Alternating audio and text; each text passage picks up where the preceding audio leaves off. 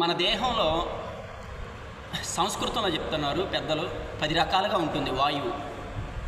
ప్రాణ, అపాన, ఉదాన, వ్యాన, సమాన. ఈ పంచప్రాణాలు అంటారు. ప్రాణ అంటే మనం తీసుకునేటువంటి గాలిని O2, ఆక్సిజన్ని, ప్రాణవాయుని O2 అన్నారు.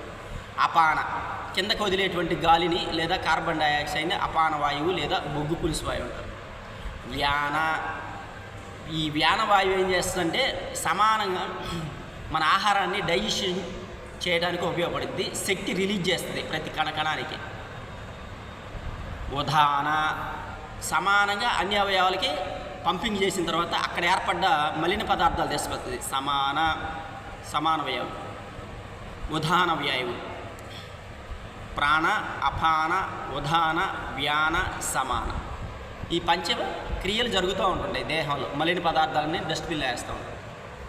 ఈ 5టికి మరొక 5 ఉపవాయువులు ఉన్నాయి. కూర్మము అంటే కనురెప్పలు మోయటానికి కూడా ఒక వాయువు ఉంటుంది అన్నమాట. కృకారము అంటే తుమ్ములు వస్తూ ఉంటుంటాయి. నాగము అంటే ఆవలింతలు వస్తూ ఉంటుంటాయి.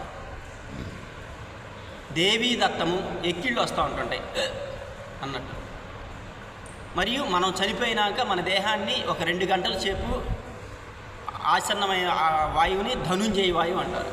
ఇవి 5 ఉపవాయువులు అంటారు.